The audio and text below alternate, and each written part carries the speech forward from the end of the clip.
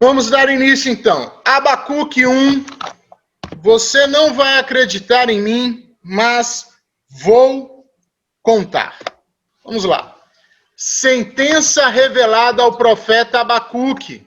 Até quando, Senhor, clamarei eu, e tu não me escutarás? Gritar-te-ei violência, e não salvarás? Por que me mostras a iniquidade e me fazes ver a opressão? Pois a destruição e a violência estão diante de mim. Há contendas e o litígio se suscita. Por esta causa a lei se afrouxa e a justiça nunca se manifesta, porque o perverso cerca o justo, a justiça é torcida. Vede entre as nações, olhai, maravilhai-vos e desvanecei, porque realizo em vossos dias obra tal que vós não crereis quando vos for contada. Pois eis que suscita os caldeus, nação amarga e impetuosa, que marcham pela largura da terra para apoderar-se de moradas que não são suas. Eles são pavorosos e terríveis, e criaram eles mesmos o seu direito e a sua dignidade. Os seus cavalos são mais ligeiros do que os leopardos, mais ferozes do que os lobos ao anoitecer, são os seus cavaleiros, que se espalham por toda parte. Sim, os seus cavaleiros chegam de longe, voam como águia que se precipita a devorar. Eles todos vêm para fazer violência. O seu rosto suspira por seguir avante. Eles reúnem os cativos como areia. Eles escarnecem dos reis. Os príncipes são objeto do seu riso. Riem-se de todas as fortalezas, porque amontoando terra as tomam. Então, passam como passa o vento e seguem. Fazem-se culpados este cujo poder é o seu Deus. Vocês não vão acreditar, mas vou contar. Hoje iniciaremos uma nova série. Uma nova série de estudos do livro do profeta Abacuque. Pregar expositivamente, como estamos fazendo aqui, que é pegar um livro por inteiro e expô-lo aos domingos, é pregar todo o conselho de Deus. Isso faz com que o pastor não só pregue os assuntos que ele gosta, ou os assuntos que ele domina, e nem a igreja ouvirá o que quer. Mas aqui, dominicalmente, será tratado todos os assuntos de Deus. Fazer assim é ser como um nutricionista espiritual. Um nutricionista para aquela comunidade, para a nossa comunidade.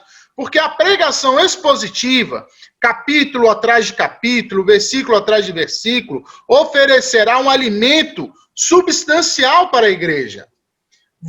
Nós vamos ver juntamente lei e graça, promessa e o seu cumprimento, vamos ver também poesia e prosa.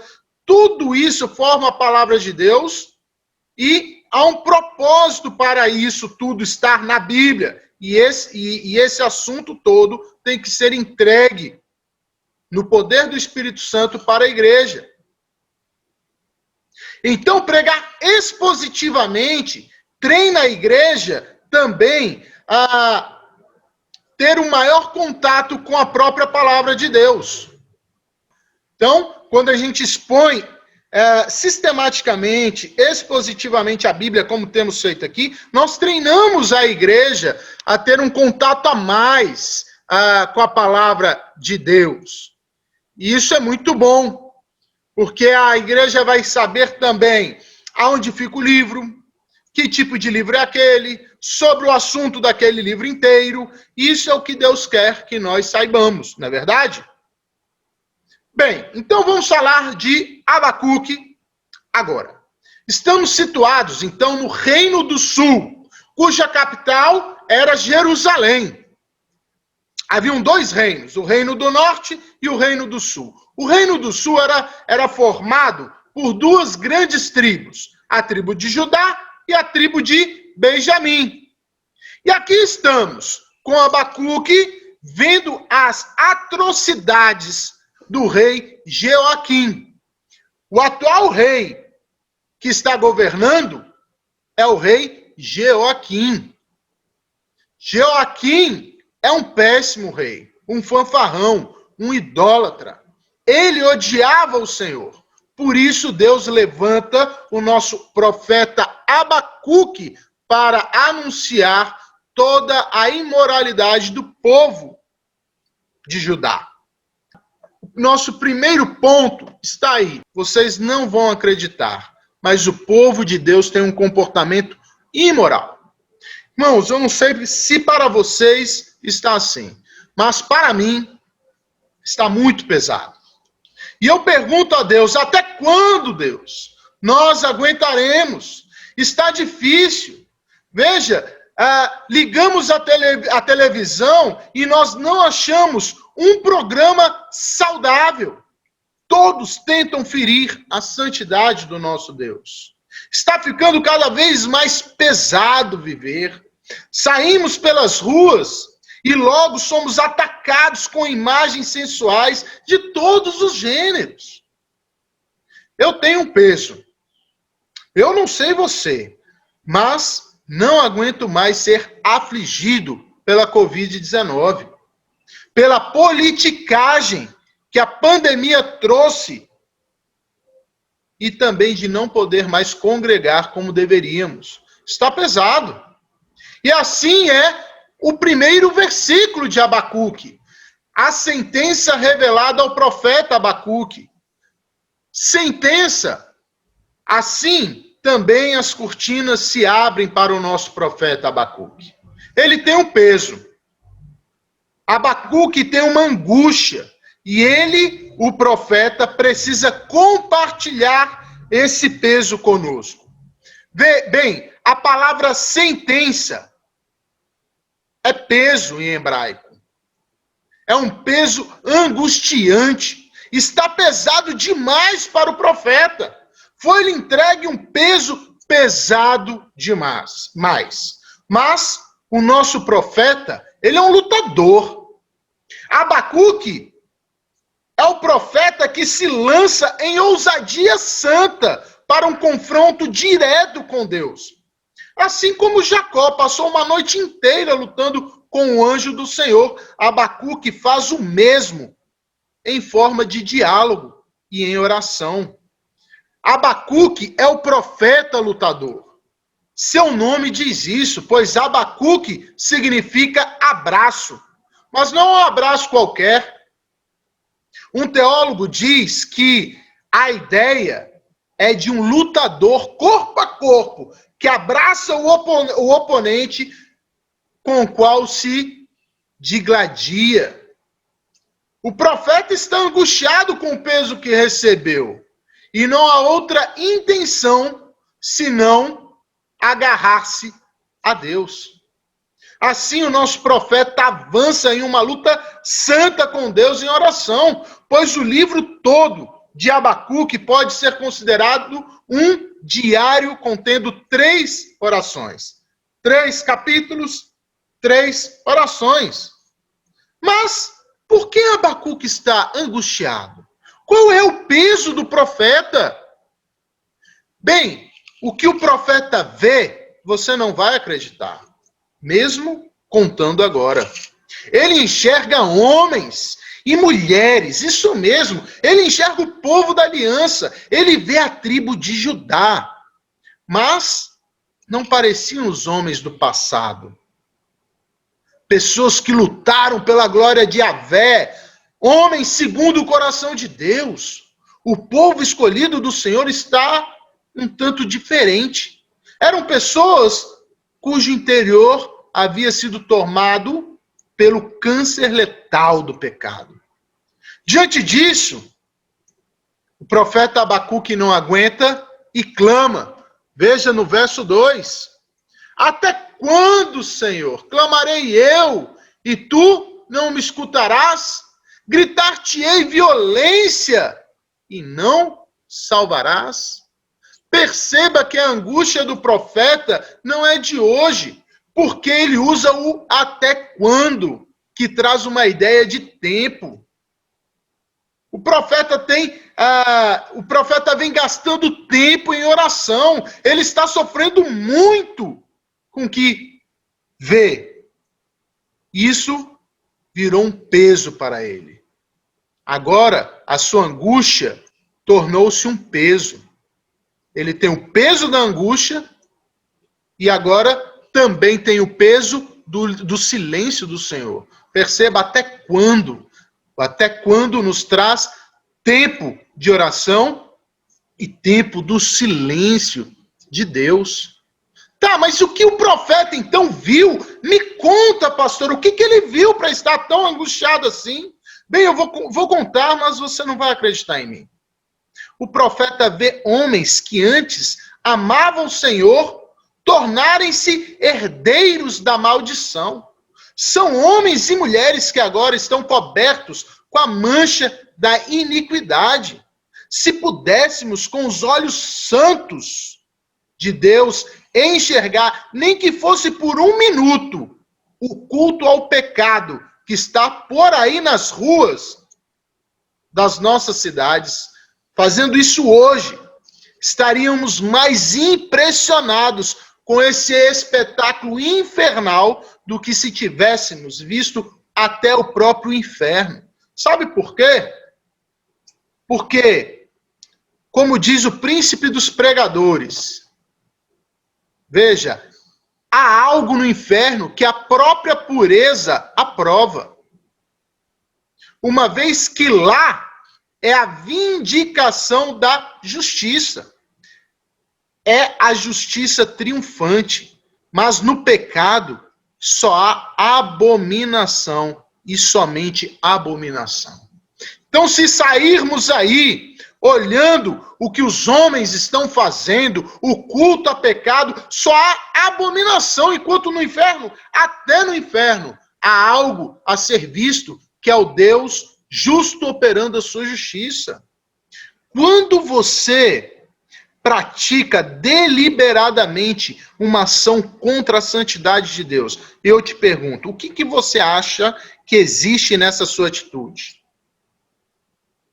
Veja, no exercício do pecado, o que você acha que há ali? O que é a ação do pecado? Há mais malignidade no pecado do que no inferno inteiro. De novo, há mais malignidade no seu ato imoral de pecar do que no inferno inteiro.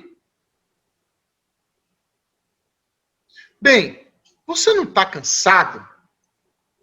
Eu estou pesado demais. Irmãos, há um peso sobre nós também. Vocês não vão acreditar se eu lhes contar. Veja o povo que habita em Jerusalém. A nação escolhida não vive mais para Deus. E pior, conhecem ao Senhor,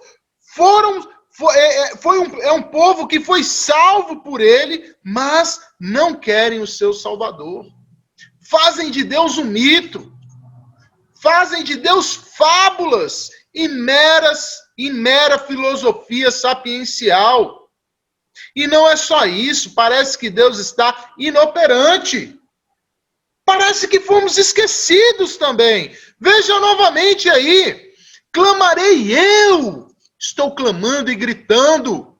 E tu, Senhor, não me escutarás?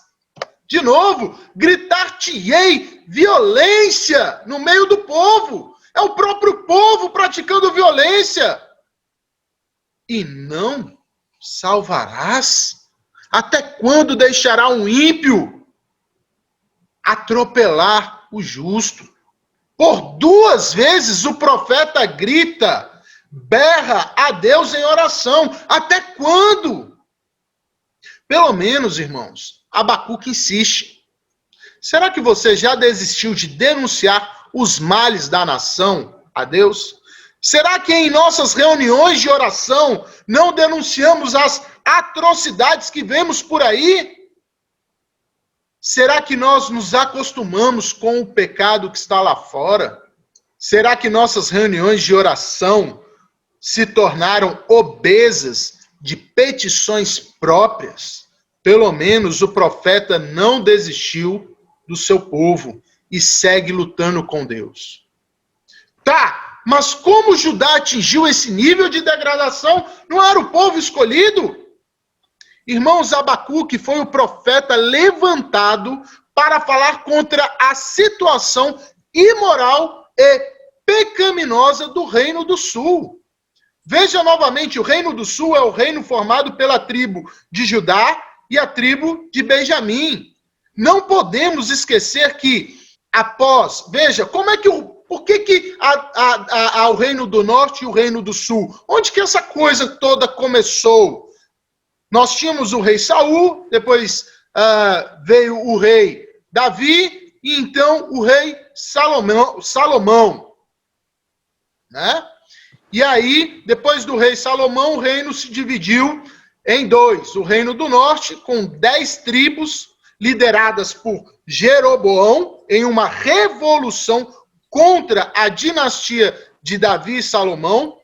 E ao norte, temos as 2 tribos que permaneceram fiéis à linhagem de Davi, cuja capital é Jerusalém.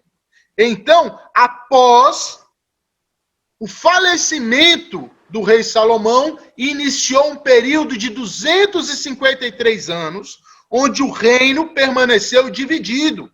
Com a morte do rei Salomão, o reino então foi dividido, e assim ficou por 253 anos. Estamos ao final desse período do reino dividido. E agora o cativeiro está chegando. Tá, mas como o povo se dividiu? E o Reino do Sul, como que ele chegou a essa degradação, pastor? Salomão, apesar de pedir sabedoria a Deus, logo entregou-se à idolatria das várias mulheres, quebrando assim o 5º mandamento, deixando de honrar a liderança profética da sua época e assumindo os ídolos de suas mulheres. Assim também ele quebrou o 1º mandamento, declarando guerra a Deus por ter vários deuses. Salomão, com isso, adotou também uma postura radical e ditatorial, algo que Deus desaprova. Então, consequentemente, o povo acabou sofrendo com a opressão do rei. Diante de tudo isso, Deus então divide o reino em 2. Tudo isso porque Salomão e o seu povo, eles buscaram a idolatria e o pecado. A partir daí, o reino foi dividido em Reino do Norte e Reino do Sul. Ambos os reinos tornaram-se inimigos uns dos outros. Surgiram reis em ambos os reinados. E os inimigos de Deus também voltaram a surgir. Estamos aqui, irmãos, há quase 500 anos do nascimento de Cristo. Nessa época, havia 2 grandes nações poderosas, o Egito e a Síria, cuja capital era Nínive. Todos nós conhecemos essa história. Egito havia dominado até parte do Reino do Sul, mas permitia que o próprio povo continuasse com o seu rei. Eles não destruíam tudo. Eles os dominavam, mas Judá podia ter lá o seu rei. E o rei, então, era Jeoaquim. O rei de Judá, então, era Jeoaquim. Esse rei foi colocado à força pelo faraó Neco, mas somente agora que foi colocado à força. Neco era faraó do Egito, e ele colocou à força Porque o Egito, junto com a Síria, havia perdido uma batalha famosa, a Batalha de Carquemes. Para vocês terem ideia, o Egito teve que se juntar com a Síria para lutar com um povo que estava vindo aí, e juntos, o Egito e a Síria perderam a guerra. Há uma outra nação vindo aí e triunfando. Bem, quanto ao nosso rei Joaquim, ele era repugnante. Insistia em habitar em luxuosos palácios, enquanto o povo padecia de fome. Como seu reinado não havia dinheiro. Aliás, no seu reinado não havia dinheiro. Então, Joaquim forçara os cidadãos a trabalhar para satisfazer sua extravagância com impostos altíssimos e trabalhos escravos. Esse rei era tão ruim, que um profeta do seu tempo, que era Jeremias, que era contemporâneo de Abacuque, havia dito para Joaquim: você será sepultado como se sepulta um jumento, de tão ruim que esse rei era. Debaixo desse reinado só havia pobreza, imoralidade, assalto e violência. Judá atingiu esse nível alto de degradação por deixarem tanto a Deus como a sua lei para abraçarem o pecado. A liderança, eles promoviam o culto ao pecado. Judá aprendeu a ser um povo mau, um povo idólatra, uma comunidade ruim e muito pecaminosa. Abacuque, então, descreve o dia a dia do povo que antes amava o Senhor. Veja comigo aqui, ó. Por esta causa, a lei se afrouxa e a justiça nunca se manifesta, porque o perverso cerca o justo. A justiça é torcida. A violência estava por toda parte na época de Abacuque, nos tribunais, nos mercados e nas ruas. Veja, a lei se afrouxa. A lei se afrouxa no tribunal. Lá o justo é tido como criminoso, pois os valores estavam invertidos. A lei se afrouxa quando os nossos direitos são arrancados de nós. A lei se afrouxa quando a polícia deixa de nos proteger e passa a nos abusar com violência brutal. A lei se afrouxa quando o nosso sistema promove a impunidade, apresentando o tráfico como um excelente estilo de vida. A lei se afrouxa quando o aborto é promovido e a adoção é tida como uma ação diabólica e ninguém protege mais o nascituro. A lei se afrouxa quando são os filhos que ensinam aos pais como devem viver. A lei se afrouxa quando não há mais promessas a serem cumpridas nos casamentos. A lei se afrouxa quando se mata por R$20. A lei está frouxa e não há para quem pedir ajuda. Você acreditaria em mim se eu te contasse isso? E Abacuque continua. E a justiça nunca se manifesta. Ir à justiça, veja, não vai resolver nada, pois ela nunca se manifesta. Ouça o silêncio da justiça. Ela não se manifesta quando traficantes barganham com prefeitos para que as drogas corram pelas ruas da cidade livremente. A justiça nunca se manifesta quando o seu advogado está comprometido com a causa do bandido e age para te prejudicar. A justiça não se manifesta quando homens poderosos dão golpes financeiros em senhoras viúvas. Percebam, não é só isso. Veja, porque o perverso cerca o justo, a justiça é torcida. Não adianta ficar em casa, porque o perverso cerca o justo também. O perverso estará à sua espreita quando você comprar um terreno. Ele te passará para trás e você ficará sem o dinheiro e sem o terreno. O perverso estará à espreita para quando você sair de casa e ele saqueá-la. O perverso vai promover propagandas sociais a favor do sexo livre, com um grande outdoor, dizendo, use camisinha o ano inteiro, mas dirá que o sexo no casamento é abusivo. O perverso promoverá a máquina pública para te cobrar impostos abusivos. Ele o faz para roubar o dinheiro público, só para viver uma vida luxuosa enquanto você padece. Veja novamente, essa era a vida do rei Joaquim, e ele vivia muito bem. Você quer saber a verdade? Então olhe como nossas cidades se transformaram em campos de sangue, em trincheiras de guerra, em arenas onde bestas feras matam inocentes sem piedade por motivos fúteis. Os homens de bem estão vivendo acuados, trancados em casa com fortes cadeados, enquanto os bandidos vivem à solta, espalhando ameaça e terror.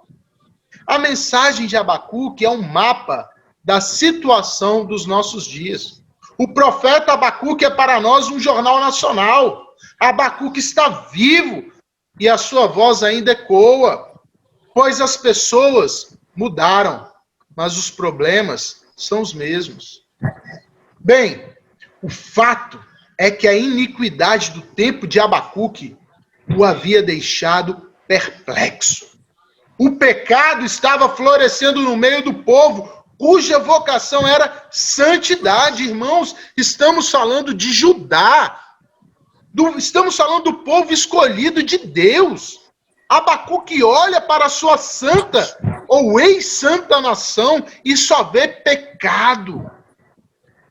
O pecado prevalecendo. Nós deveríamos lamentar também. Porque o Brasil conhece a Deus. Saia pelas ruas e pergunte, você já ouviu falar de Deus? Hoje existem programas televisivos que falam de Deus. Programas nas rádios e também pela internet. Mesmo assim, o pecado prevalece no meio do povo brasileiro. Por quê? Será que Deus está em silêncio? Será que ele não nos ouve? Será que o justo continuará sendo molestado pelo ímpio? E assim, nós iniciamos, então, o nosso segundo ponto. Vocês não vão acreditar, mas Deus pune o imoral de forma violenta. Vocês não vão acreditar, mas Deus pune o imoral de forma violenta. Até aqui, vimos que Abacuque foi levantado para ver a situação imoral do povo de Deus. A esposa do Senhor tornou-se adúltera, pois abraçou a idolatria e o pecado. Desde sua liderança até o mais novo cidadão, todos eles amavam fazer aquilo que era mal perante o Senhor. E o mesmo profeta clama, ora, gasta tempo em oração. Mas parece que suas orações não estavam chegando aos céus. Será que Deus está em silêncio? Essa é uma pergunta. Será que Deus está em silêncio? Bem, o que posso adiantar é a calmaria antecede a tempestade. Prepare-se, porque agora vem a resposta. Bem, você está preparado para receber a resposta da sua oração? Você que orou por justiça e por intervenção divina na sociedade, você está preparado para ter a sua resposta? Acredite, assim como Abacuque ficou perplexo com o que viu no povo, agora eu e você ficaremos perturbados com a resposta de Deus. Veja o versículo 5. Vede entre as nações. Deus responde, então, agora, a partir de agora, Deus estará respondendo a Abacuque. partir do verso 5 até 11, é Deus respondendo diretamente a Abacuque. Do verso 1 ao 4, é Abacuque perguntando a Deus. Ouça as respostas de Deus. Vede entre as nações, olhai, maravilhai-vos e desvanecei, porque realizo em vossos dias obra tal que vós não crereis quando vos for contada. Deus então respondeu: Abacuque, você está focado no interesse local. Olhem para os problemas internacionais. Olha o verso 5 aí. Vede entre as nações, olhai e maravilhai-vos. Assim deve ser com a igreja. Nós não podemos viver olhando para o nosso umbigo e também nos queixando dos nossos problemas. Temos que olhar para fora. Deus estava dizendo para o profeta: eu estou respondendo suas orações todos os dias. Veja a mudança no cenário geopolítico. Veja a derrota de Egito. Veja a derrota da Síria. Veja o que eu faço com os Estados Unidos. Veja o que eu faço no mundo. Nosso Deus é o Senhor de todas as nações. A gente não pode esquecer disso. Seus propósitos são globais. Deus não é brasileiro. Jeová havia dito para Abraão, e nós lemos isso ontem: em tua descendência, todas as nações da terra serão abençoadas. Deus é o Deus da igreja e do mundo. Então, quando ligarmos a televisão ou assistirmos aos jornais, lembre-se da palavra do verso 5, porque realizo. Deus está dizendo: eu realizo, eu estou agindo, eu faço o que quero. E aí então temos que perguntar honestamente a Deus: Deus, mas o que? Mas quem realiza, né?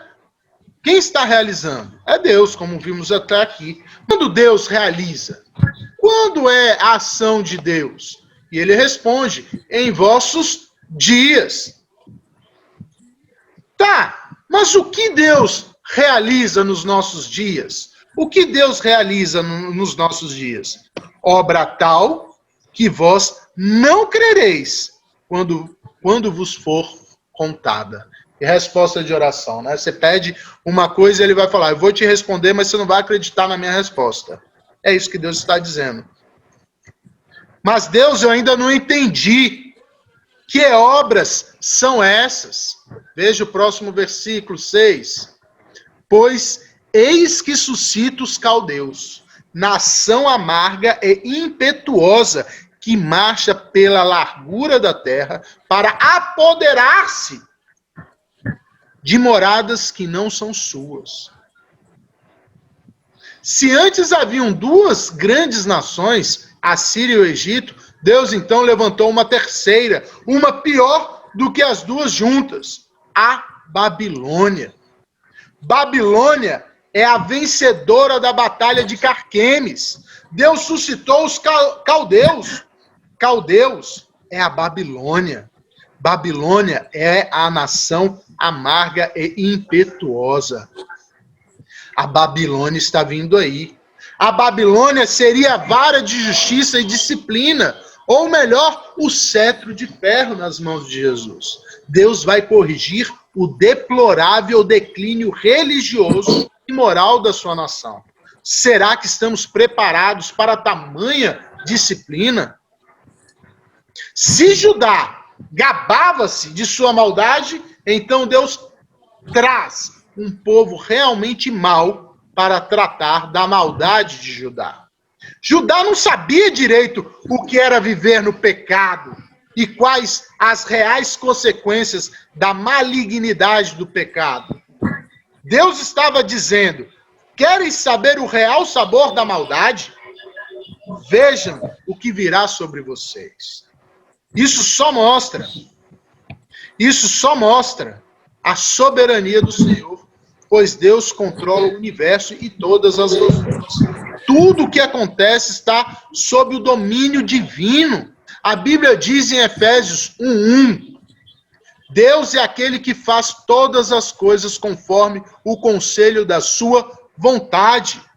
De novo, Deus é aquele que faz todas as coisas conforme o conselho da sua vontade. Agora, certamente, diante daquilo que Abacuque vinha passando nas mãos da comunidade de Judá, do reino do sul, ele provavelmente estava pedindo por alívio para a sua situação.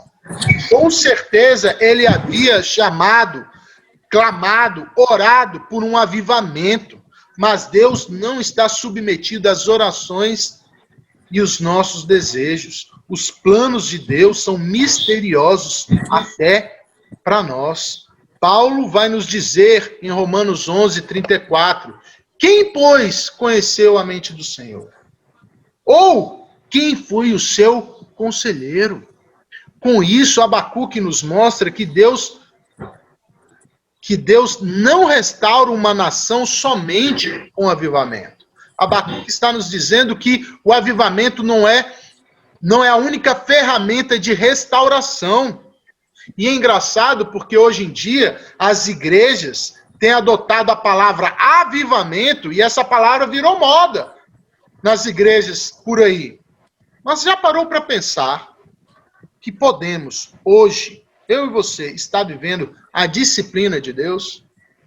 Já parou para pensar que Deus pode estar agindo e restaurando a comunidade com a vara da disciplina e o avivamento jamais virá? A dor da disciplina também é um exercício espiritual. Há algo que não podemos esquecer. Deus é o supremo juiz. Depois de tantos anos de apostasia e culto ao pecado, talvez não seja um final feliz que abraçará a nossa geração, mas a mão pesada do Deus que ama. Irmãos, Abacuque ficou sem chão. Abacuque ficou perplexo com a notícia que Deus lhe entregou novamente. Agora, se Abacuque tivesse examinado as Escrituras, ele teria percebido o que Deus faria à sua nação.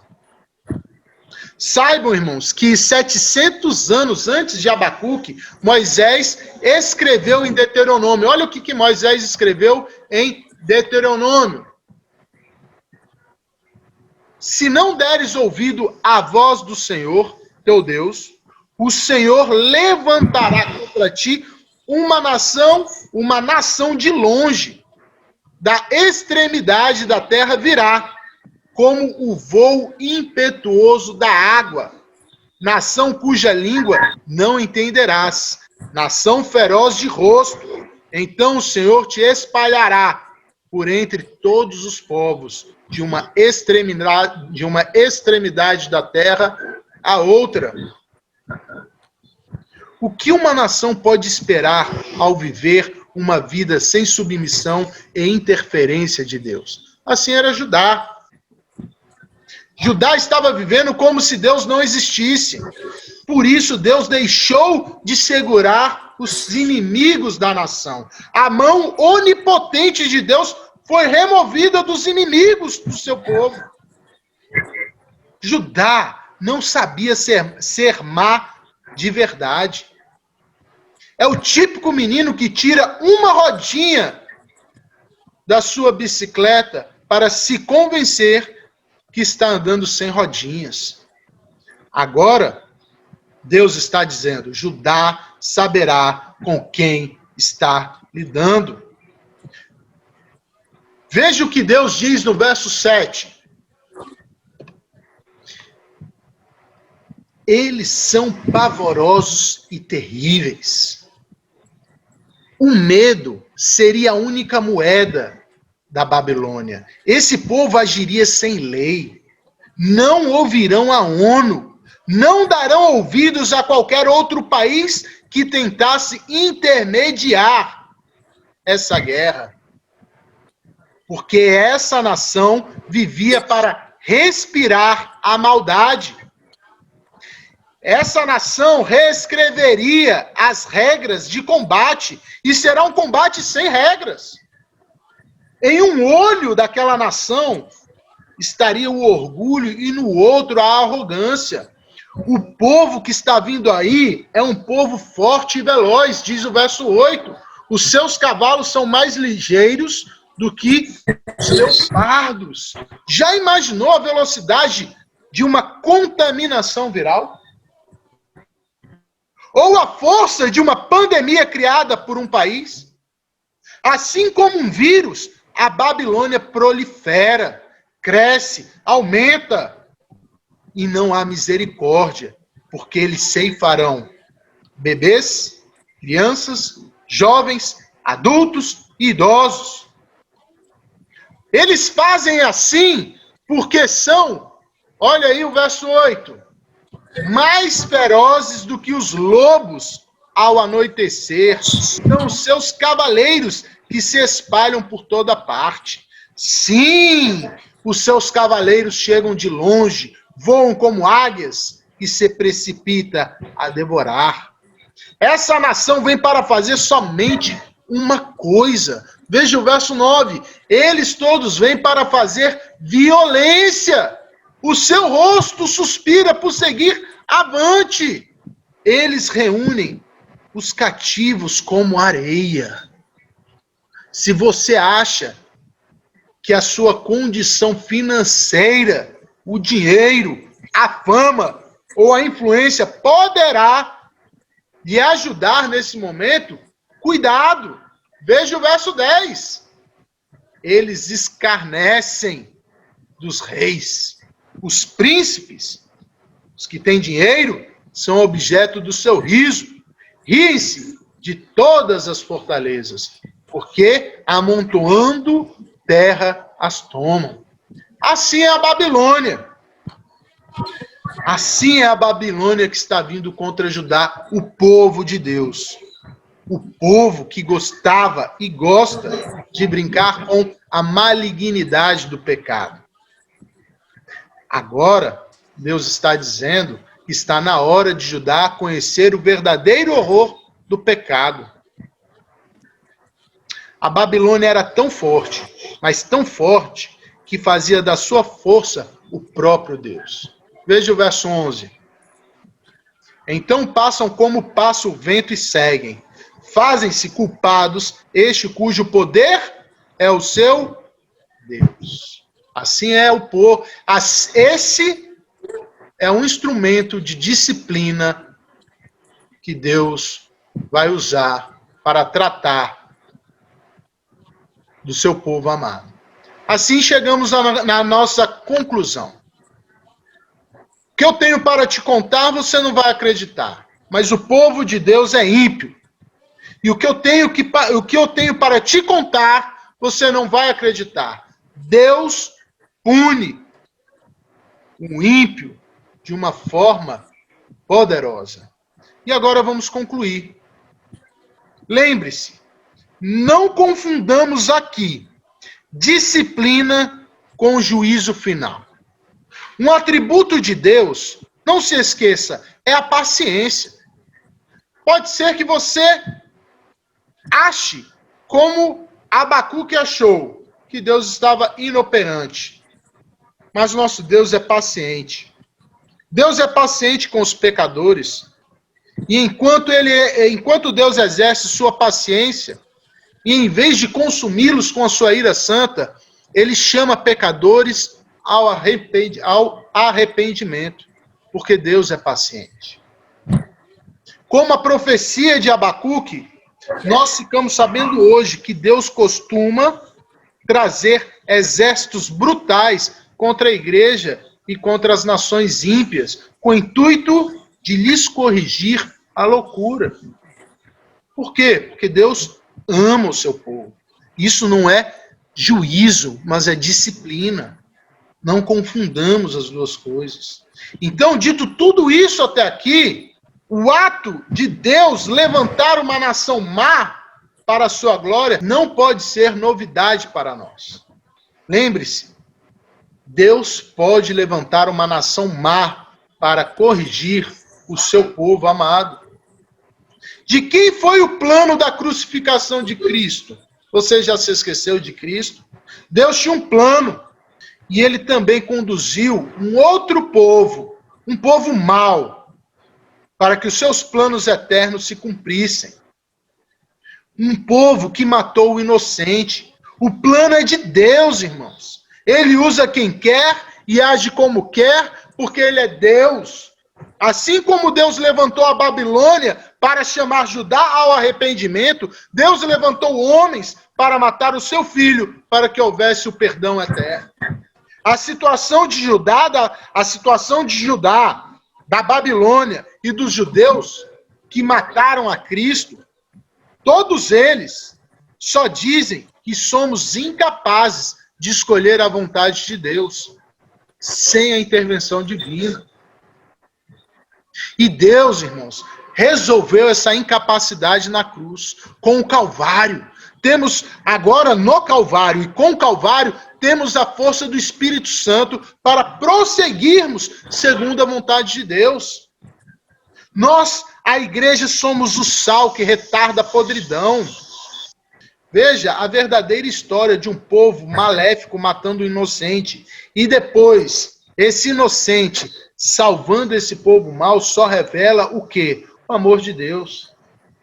Para o povo de Deus não há juízo eterno. Existe disciplina. Mas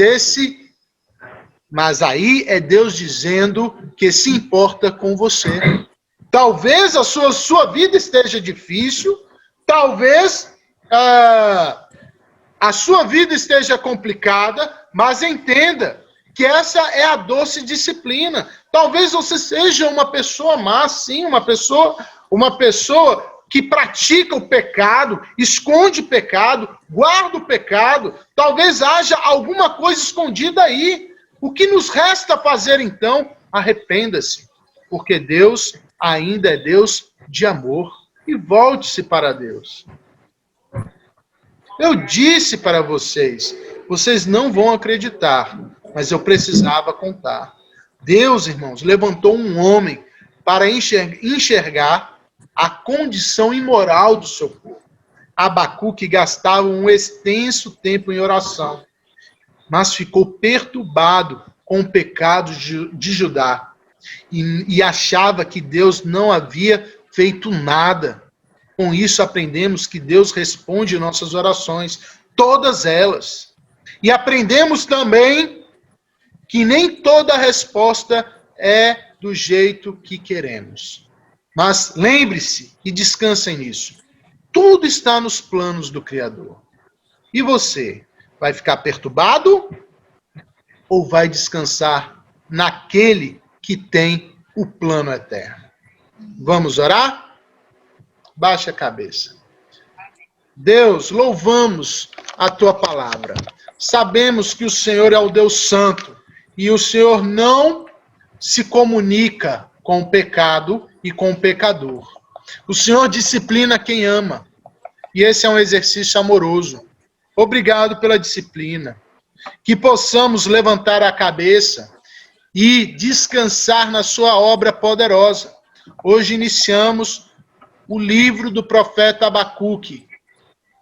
E a mensagem é pesada. Porém, há graça em toda essa mensagem. Porque vimos que o Senhor disciplina quem ama. E se estamos debaixo da disciplina do Senhor, estamos debaixo do seu amor. Por isso que podemos descansar na sua ação maravilhosa.